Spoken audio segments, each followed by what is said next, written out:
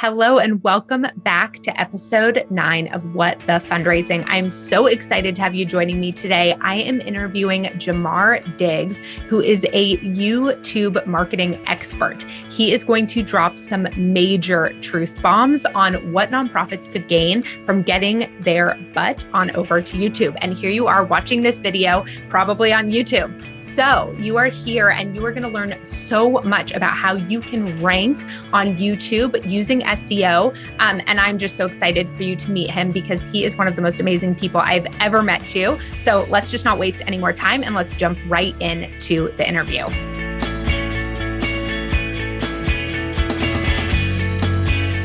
All right, everyone. I am so excited to introduce you to my new friend, Jamar Diggs. He is an expert in driving traffic to either your business or your nonprofit via SEO and YouTube, like how to optimize YouTube. He's going to be able to explain this a lot better than me because I'm going to be learning right alongside you today and figuring out how to do this. But Jamar, welcome. Thank you so much for joining me today.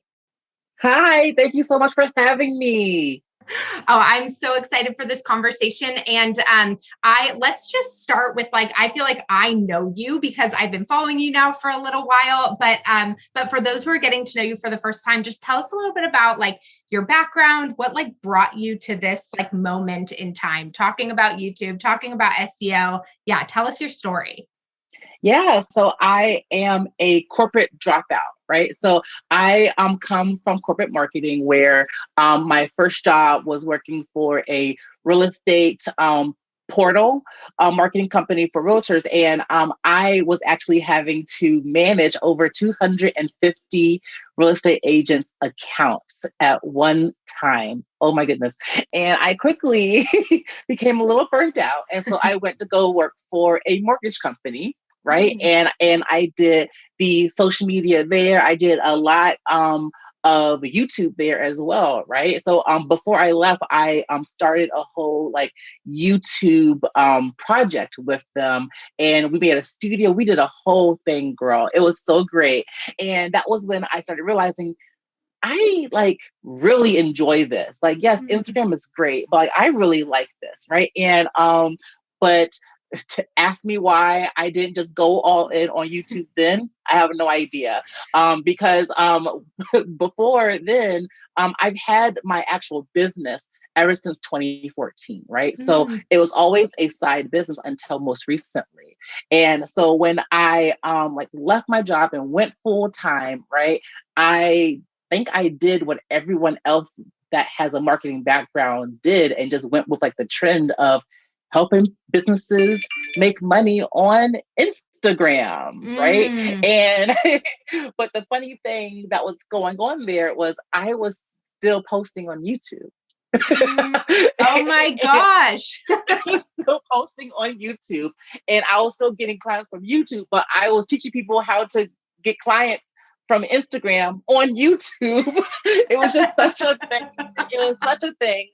And it got to a point to where most recently I was like, Jamar, you have been doing YouTube for so long now and you love it. Why are you not making that the thing that you teach about? Because you love it so much, right? Instagram is just a trend right now for us business coaches. Well, I don't want to say a trend, but it's something that everyone goes to, right? But no one talks about YouTube. No one ever talks about it. I have been using YouTube for so long and having it build my email list, build my following, build my community, be almost my content hub so that people know who I am and can search for me and I can solve their problems without me even being a part of any real-time conversations, right? And so, but no one knew that until about 2 months ago. And then I was like, oh yeah, this is what I do too. But I also get from Instagram. Yeah. But YouTube is where I normally stay. It wasn't until I did a post asking people, hey, do you guys know that YouTube can do X, Y, and Z?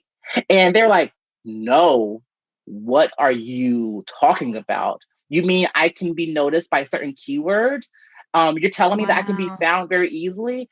And that was when I was like, oh my God, I'm about to explode. I'm about to share everything with everyone. And this is going to be where I dominate. I found my home. I can kind of come out of the closet of YouTube and finally, and finally do the thing that I was meant to do. And so ever since then, I have been helping other businesses, coaches, consultants, service providers, grow their business with YouTube and convert their channel into with paying clients. Amazing. Well, I have to say, like, when I found you, I also was like, gosh, I haven't seen anyone else talking about this. And first of all, I just have to say, from like you sharing your story, one of my favorite things ever is like seeing people just fully tapped into like their deepest selves, and like you talking about your journey to that. I'm like, yep, there he is. Right. Like, it's like, Yes. He found it. Like, that's it, And so I just think like, and what strikes me about what you do and what you talk about and how you teach is like, just like the authenticity. And I think when I started following you, I was like, wow, YouTube, the way he talks about it, but also the way he shows up there.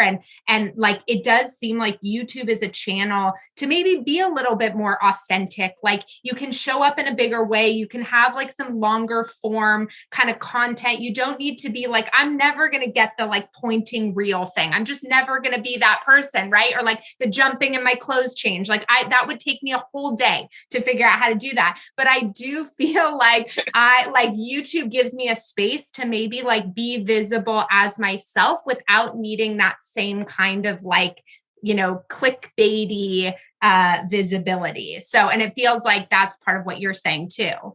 Yeah, I feel like there's something about people people probably won't say that it's easy, but to me, I think it's very easy to where you can just show up, sit in front of a camera and just talk, and you can mess up, you can laugh, you can do whatever because you're in front of a camera, and that's really what people care about. Like when I mess up, maybe I'll stutter or get tongue tied, people love that kind of stuff. And and sometimes sure I cut it out, but sometimes I keep it in because it's funny, right? But like I get to like show my personality, like my true personality that isn't hidden behind a photo or a caption or a 15-second Instagram story, right?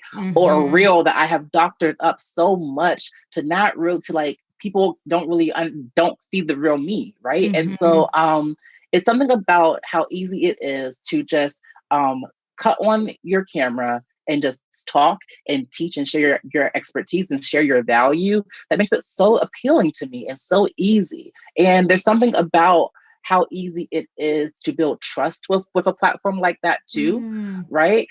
Because you're sitting there and you're looking at this person in their eyes, right? For what, 5 to 7 minutes? I don't know. If I looked inside someone's eyes for 5 to 7 minutes, I think we're going out on a date, right? and so I feel like but like you're building that rapport because like you are literally answering questions, you're adding value, you're giving that, like they're staying with you, right?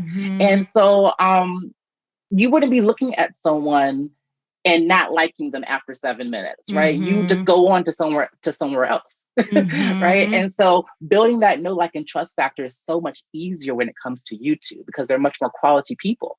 I love that because obviously, marketing, you talk about know, like, trust. In fundraising, we talk about know, like, trust so much. And trust just being a huge thing around like how someone decides to get involved in your organization or give to your organization. And so I love that kind of distinction, for nonprofits who are sitting here thinking like, God, I'm so overwhelmed with the growth in social media. Like, do we start a TikTok account, trying to figure out like how, and I feel like YouTube provides, like, you're right, it's hard for different reasons, which we'll talk about, but like, it just provides a space to go deeper in perhaps a way that feels more authentic to the nonprofit sector.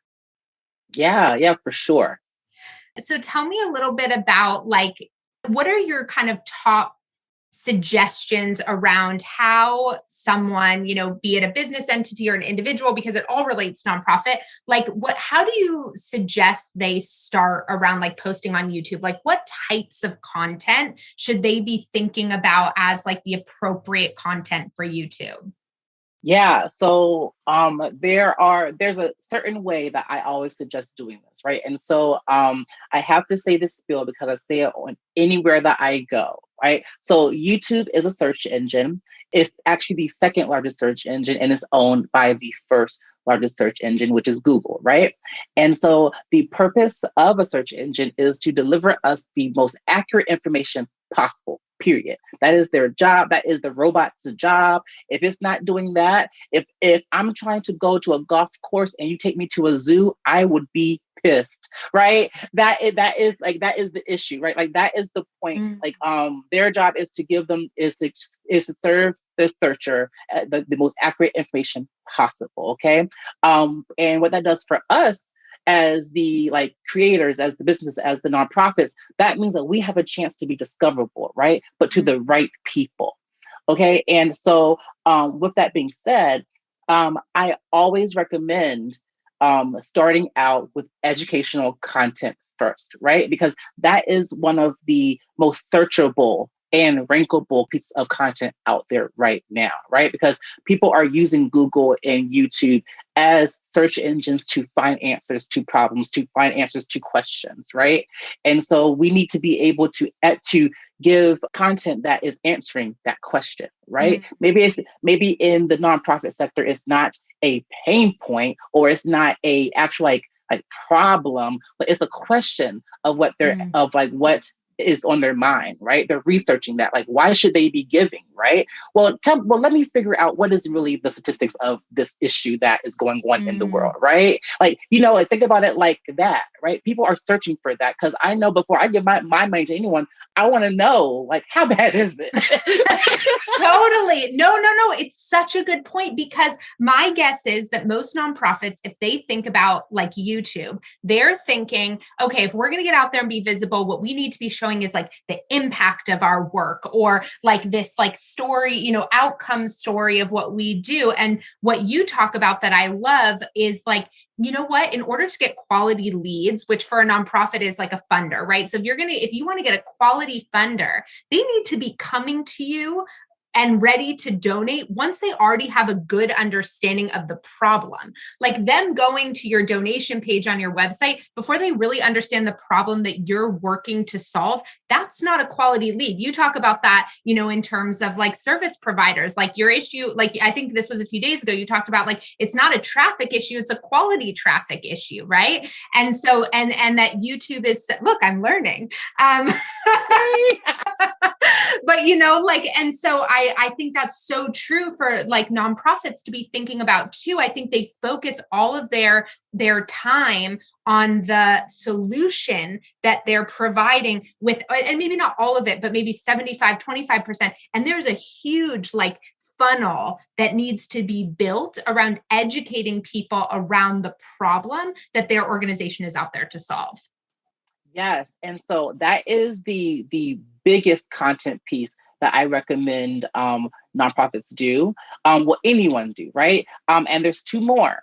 Now, these other two are supplementary, right? So the second one are going to be the trends or like things that are like happening in the industry that you want to give like your opinion on, or you want to kind of like hop on the trend, not like a TikTok trend, like a trend that is like a common conversation that's happening, right? A comment maybe something was in the news this week, right? And we want to hop on that because it relates to our nonprofit in some kind of way, right? We want to talk more about it. We want to deliver our opinion. Like, what can you do to help with this, right? This is what you can do, right? People are looking for how they can help with certain things. Let's just say that there's like something happening and they want to know like, what's going on in this area? How can you give to this area? That could really be a really good title of like how to help people in this city, right? Dealing with X, Y, and Z. If it's a really popular thing that's going on, well, popular is probably the wrong word, but if there's something that needs like assistance, right? So does that make sense? Like just hopping on a trend or something that is getting more attention, and you want to insert the organization in there to like kind of be seen for like funders or people who want to give, people who want to donate, things like that. Yeah. I'll just give like a quick example for nonprofits to like kind of drive this home, because I think it's such a good point, right? So there are all these conversations happening in our industry constantly around trends in giving, or to ways that organizations are sort of representing the work that they do, particularly right now, like with the growth of community-centric fundraising, like the adoption of community-centric fundraising principles, and, you know, people making like this great organization, She's the First, just did an Instagram post the other day about why they stopped the sponsorship of girls. Like they've basically broken apart their donation, you know, how they used to allow people to donate, to stop sponsoring girls, because they are making a real effort to have kind of an anti-oppression approach to giving. And so that is like a perfect way to say, hey, here's this bigger conversation happening around this thing, and here's exactly how it relates to what we're doing at our organization. Oh, yes, I love that. Oh, that's perfect. Yes, exactly. And so that mixed with the educational content is going to be really good, because what happens is that your educational content is mostly evergreen, right? It will last forever. It's relevant at any time of the year, basically, right? 2 years from now, it's still relevant, right? Now the themes, now like something like that trending topic that you have is probably popular for like that 1 month or that 1 week or what, something like that. So you do have to kind of hurry and jump on that. And so it'll give you like that traffic that you want for like a short amount of time, right? But those people are probably not staying. It's up to you to retain them. And we talk about a few ways later on in a minute. And then the third type of content is going to be that personal, that relatable content, or like that behind the scenes content, right? So but this last piece of content should only be used after you have done a few of the trends and the educational content first. Because what happens is like the first two content that I mentioned, they are there to bring in the traffic, and they're there to build the community, right? They're there to help you get these subscribers, to help you build that community, to help you get them up onto your email list, right? That's going to be where people are going to be coming from the most. This last piece of content is to help them stay, right? It's to nurture the people that are already there, that are already with you, that are already like cool with you. And they're just like, you're just giving them a little bit extra love, right? They're like, girl, we know what you do. We know the impact that you do. Show us the impact now, right? That's when you can show what you've done, right? That's where you can do your recaps. That's when you can do your behind the scenes stuff, right? Your fun stuff, right? Because that's a treat for the people that are already in the community. But we shouldn't be making that the thing that we do all the time. I love that. Oh my gosh, I really love that. Those three things, and we'll write all of this down so people can grab this below, because this is amazing. I have a question. So I'm thinking about, from the perspective of a nonprofit, I wonder if one of the things they're wondering is, you know, okay, we have individual donors and corporate donors and foundations, right? So in some ways, the nonprofit, when they're visible, has a few different audiences that all give to them, right? All fund them in different ways. When they think about their YouTube strategy, how important is it that they really pick kind of like one audience to be speaking to? That's a good question. So this is what I would do, right? So one, of course, we have to pick what is the audience that is going to be the most impacted by YouTube, right? Which of those audiences are actively looking for things, right? Because here's what the real thing is. It doesn't matter what organization, what the funder, like how big the funder is. If they found you, I'm pretty sure someone lower level or mid level are searching for is searching, right? And then they're proposing to fund you guys, right? Or they're looking like, so it's not really like the big company is like the CEO is like looking on YouTube. It's most likely in most cases, even for like not like for-profit agencies, right? It's always like a PR person or some other like not lower level. I don't want to call it lower, like a non C-suite executive that is looking for these things, right? And sometimes for them to build a case on why they look for information that you're giving on YouTube, right? You're helping them kind of state that case. And so in my head, to answer your question, I like to challenge people to say, yes, we're speaking to this one person, but understand, but maybe when it comes to the nonprofit sector, we're speaking to this type of feeling, right? We're speaking to this type of person who has this feeling, right? Because the person that is if a C-suite executive says, hey, we have this budget of funding to give to nonprofits, what should be the ones that we want to support, right? What should it be? Or are we going to like survey our employees to ask them which organizations they want to give to? Those are the people that you're probably going to want to be reaching out to. Those people who have those ties to the emotional ties to your organization. Does that make sense? Totally. So I love that. And I think there's actually a few pieces here that you're making me think about. One is that, especially around the education piece, what I think is actually really interesting about that is that my guess is that, the education piece could be providing a sort of a no-like trust for like individual donors or maybe corporate sponsors and foundations, but typically they are educated, or at least think they are, on the issue, right, that they are solving. But what those entities might be interested in is actually even funding your education. So one of the things that I've seen with some organizations that I work with is like, yes, their education modality, whatever that is like the end goal of that has an individual donor component, but then they get corporate sponsors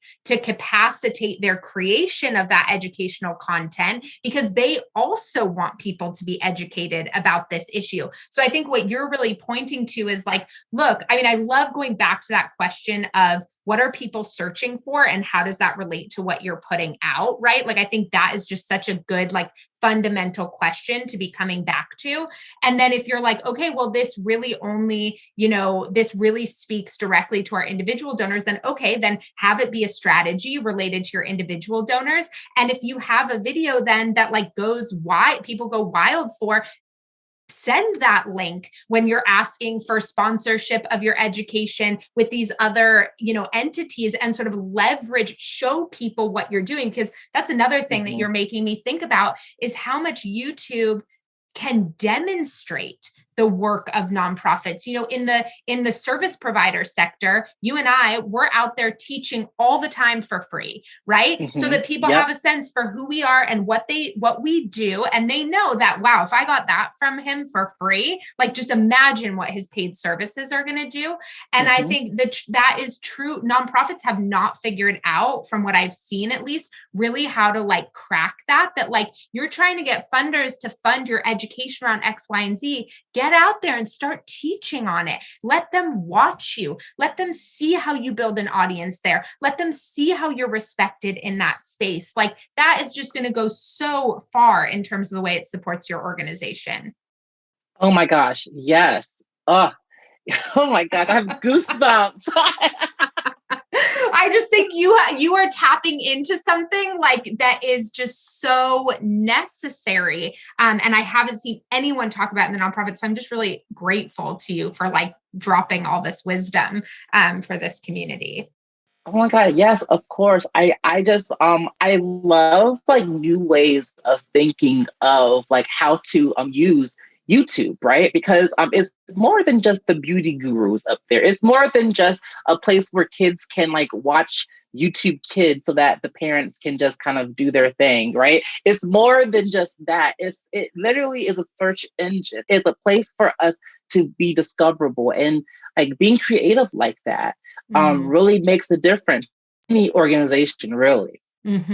Yeah, I love that. So let me ask you, because another thing that you talk about, another reason why I feel like I've really like gravitated to you very quickly was because I feel like you are really great at kind of breaking down the problems that people think they have and helping them see the problem that they actually have. And I talk about this in fundraising all the time. And I joked with you about this before, that I say often, like, you don't have a fundraising problem. You have an asking problem, or you have an email correspondence problem, or you like, let's get real and let's solve for the actual problem. Because as long as you think you have a fundraising problem, you're going to keep creating new fundraising activities. And you're going to be like, now we have to do this gala, and now we have to do this event, and now we have to do this campaign. And this is what I see in the sector all the time. And these nonprofits are running themselves ragged, just doing everything under the sun because they're convinced they have a fundraising problem. But actually, they could fix something, and they could fix the asking problem, they could fix the email correspondence problem, they could fix the prospecting problem, because there isn't actually a fundraising problem. And you talk about that in terms of kind of YouTube and getting out there in videos. So tell us a little bit about, like, from your perspective, what are the true biggest barriers to people getting on YouTube? Oh my gosh. So what they think the barriers are would be they need the right equipment, right? They don't know what to post up there. They don't know what's another one? Oh gosh. They think that their market is so saturated that it just doesn't make sense for them to be up there, right?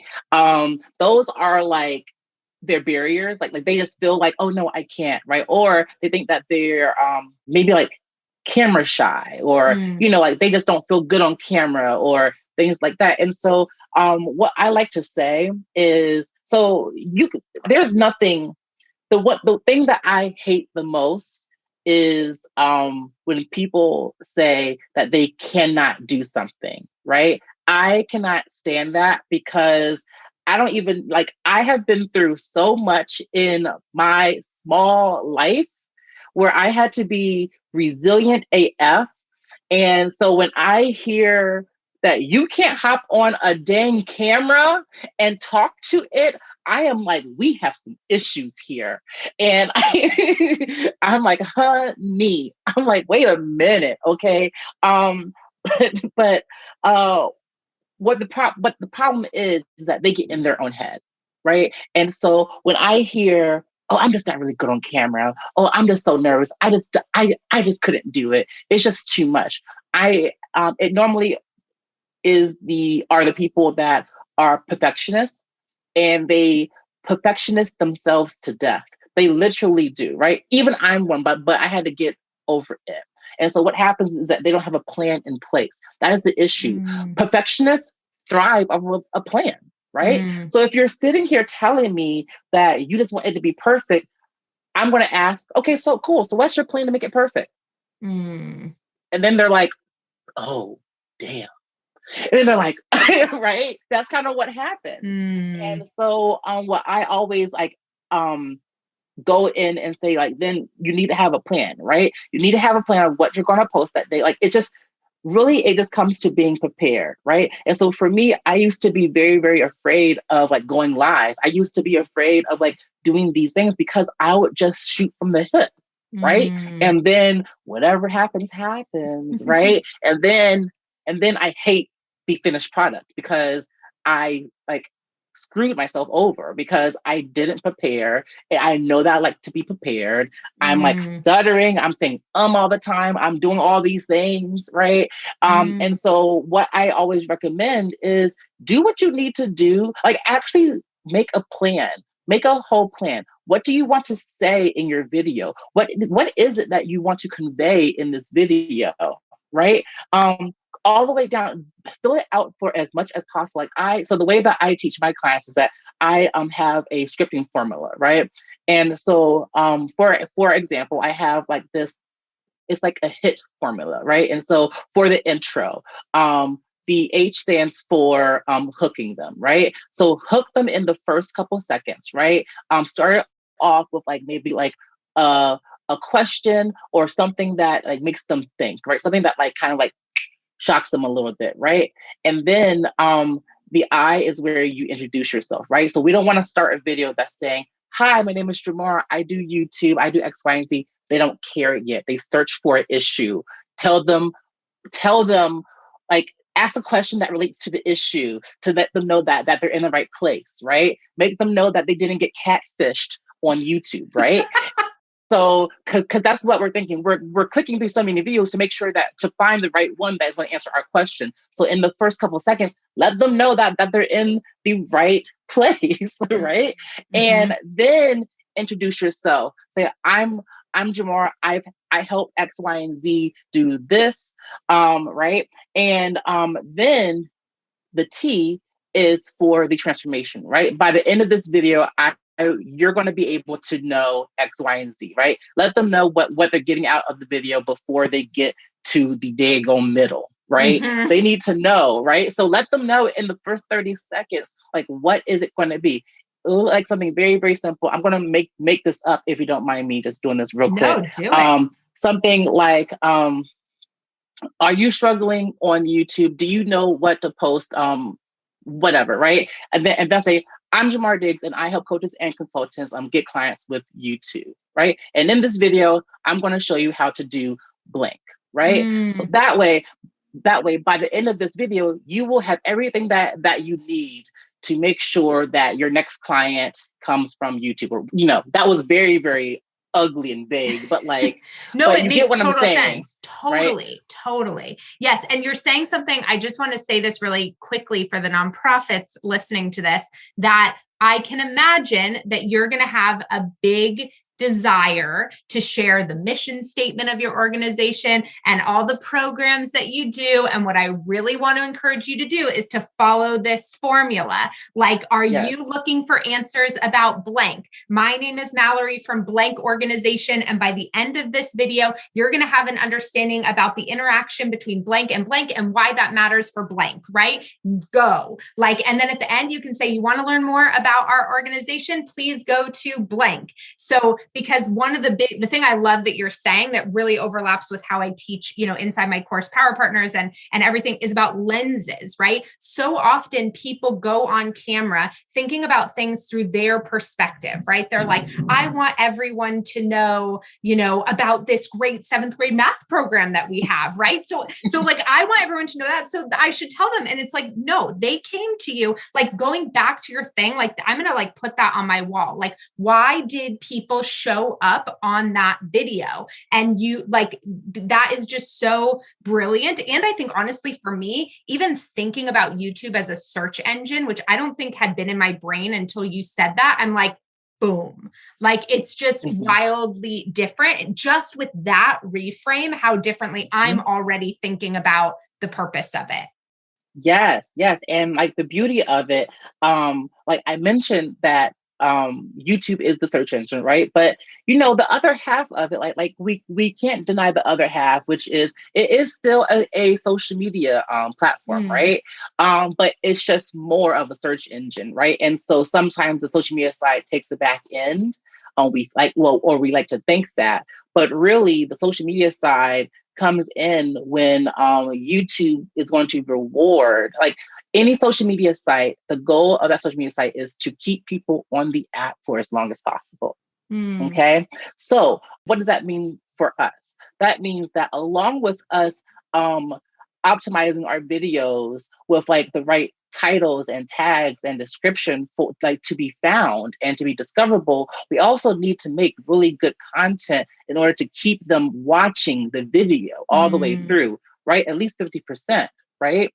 And so we need to make sure that we are also keeping them up with that video and also directing them to other videos that we have too, right? So we need to keep them on the YouTube platform for as long as possible, right? And then when that happens, that's telling YouTube, this is a great video, right? This video needs to be shared to other people because it's keeping people up on the app longer, and they're going to other videos after they watch it, right? Do you see what that means? Oh my God. Yes. So how do you do that on YouTube? Do you have a little box pop up with a link to the next video? How do you make sure that, because I think I said at the end, like go to, maybe our website, but what you're saying is so smart. And obviously you're the expert and I'm making it up. But so tell us, how do we get them to go to another video?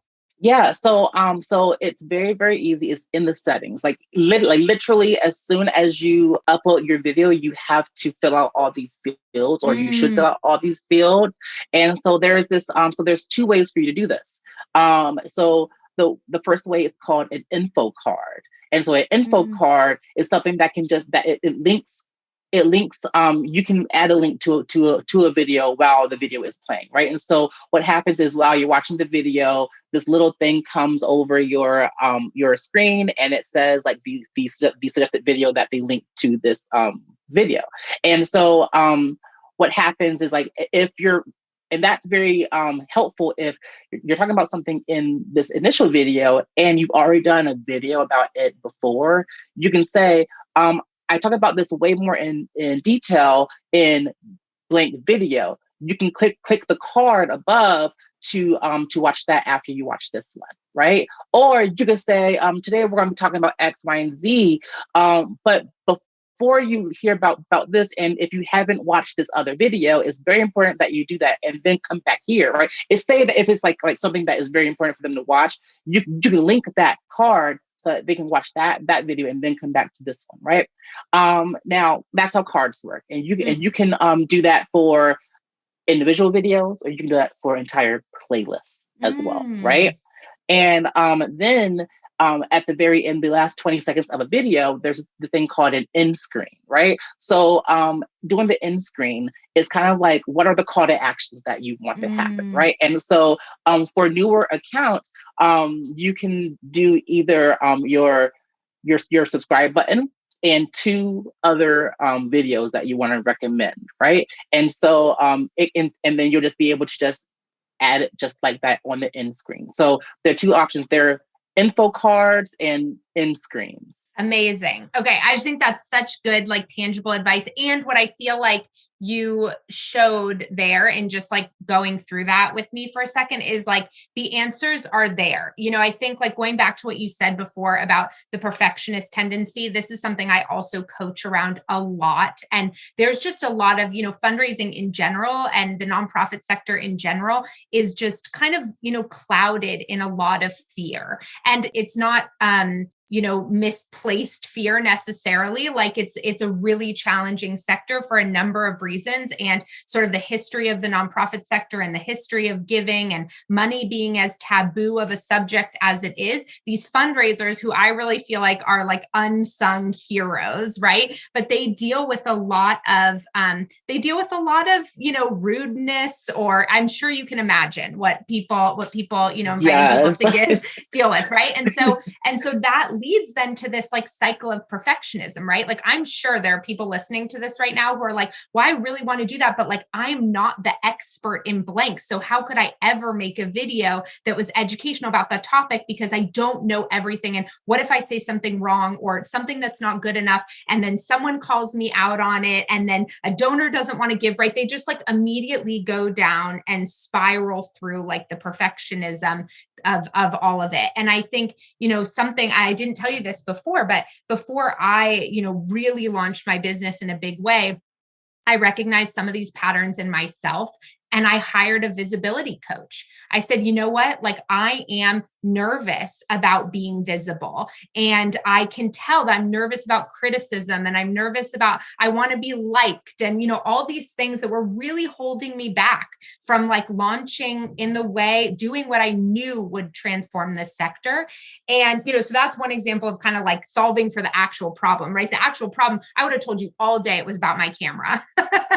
I've been like, my camera's bad, my microphone's bad. Like I had stories for days about why I wasn't turning on things, right? And why I wasn't doing things. But when I really asked myself, like, what's here? Like, what's coming up? What's the real reason I won't go do this? It was all about being visible, being criticized, being imperfect, all of those things. And so, one thing that I think you're saying and that you incorporate, like if you're listening to this and you're like, oh my God, I want to learn more about, YouTube and SEO, you've got to, I will have the links below for Jamar's website. We'll have him share like his favorite freebies, and you need to go check him out and get into his program, because one of the things I love about you, and that I feel like we see more outside of the nonprofit sector and not enough inside it, is the integration of coaching and skills.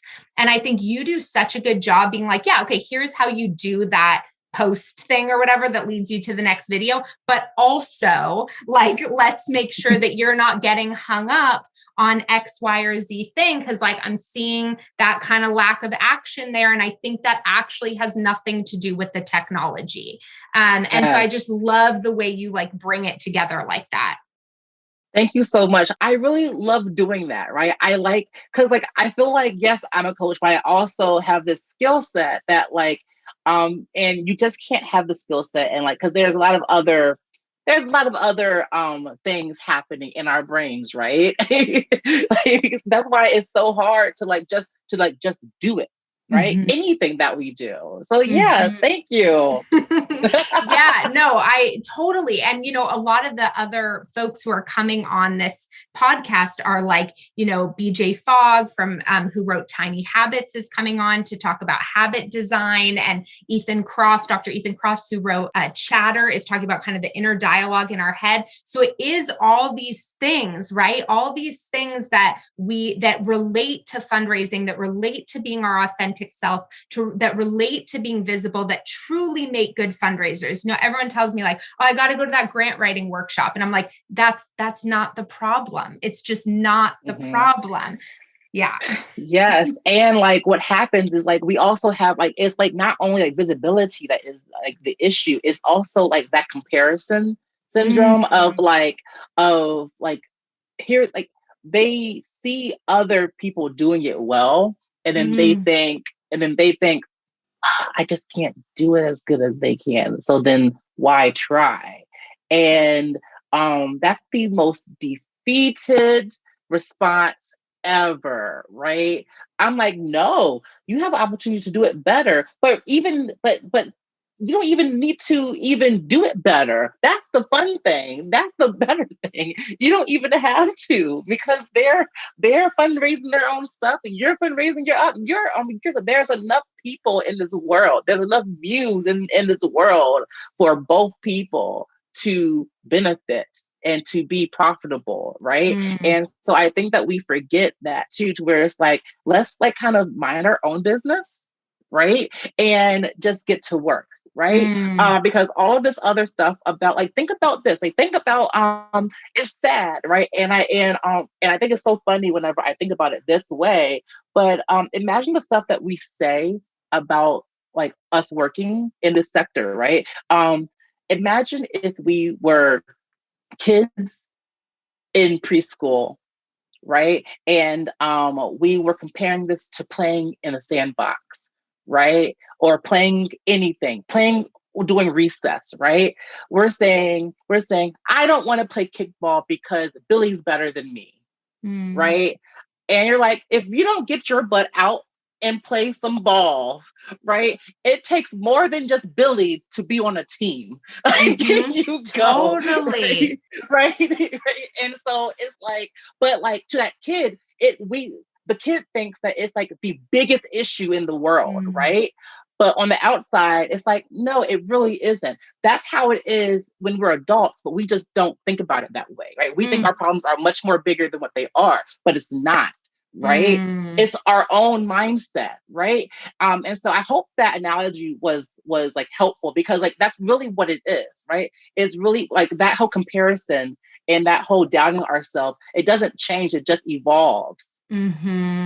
I love that. And I think the other thing that I'm thinking about just in talking to you and is the idea, inside the like service sector, like what you and I do, we think about two things. We think about magnet marketing and we think about ideal clients. And these are words that are foreign to the nonprofit sector for most people. But the thing that I love about ideal client is that when you make that distinction, like this is my ideal client, you also get to let go of everyone else. And I feel like the nonprofit sector doesn't do that, right? They're like, we want to be for everyone. And I'm like, well, then you're for no one, right? But if you get out there, people are going to be attracted to who you are, what you bring, what you do, and yes, you are not going to be for everyone. And that is no problem. And I taught, my course is called Power Partners. And the thing I say a lot is like, the goal is not that everyone is your power partner. They're not going to be, but the only way to find them, is to tap into what is distinctly you, your organization. What are the assets of your organization? How do you identify them? How do you align them with what your funder is looking for? And then show up in that way. And yes, I was just saying to one of my staff members, I said, it's crazy. In the last 2 days, I've gotten a really mean email. And then I literally just got an email from someone like, thank God for you. And I was just like, this is the price of visibility. This is the price of picking a position. This is the price of being fully, authentically something, is that some people are going to love you and some people are going to hate you. And you will never find those rabid fans. You will never find those power partners if you don't like take a position and let yourself be you. And I think that YouTube, and especially the way you teach it, is just like, gosh, that's the way. Like, that's the way to just get to show up and sink in. And I'm just so excited to take everything you teach and apply it to my work and get over my made up barriers, even about the technology and all of that. So I'm just so grateful for you. So before I ask you our final question, where can people find you? Like, where should they go? And what are some resources you think they should start with to get a feel for what it would be like to work with you? Yeah, so you can find me on YouTube, jamardiggs.com/YouTube, or you can also find me on Instagram at Jamar Diggs. My Instagram stories are pretty lit. I do say so myself. They're amazing.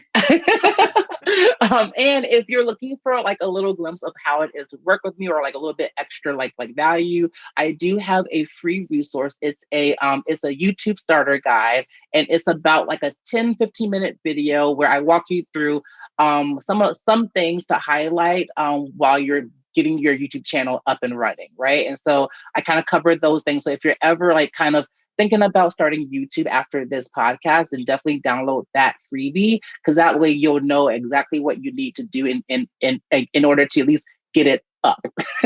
Amazing. Okay, go check that out right now. And then, my final question, because I love the nonprofit sector. I mean, I give it a lot of tough love because I really see the potential in this sector if we can step out of some of our old school ways of doing things. But as part of my sort of love notes to this sector, I love to invite our guests to share a nonprofit they love so that everyone listening can go check it out and give if they're able. So tell us about a nonprofit that's near and dear to your heart.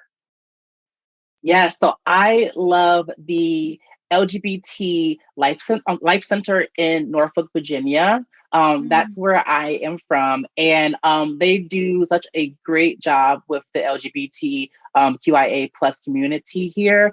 And they just offer so many resources for them up to like housing teams that have probably been like kicked out, right?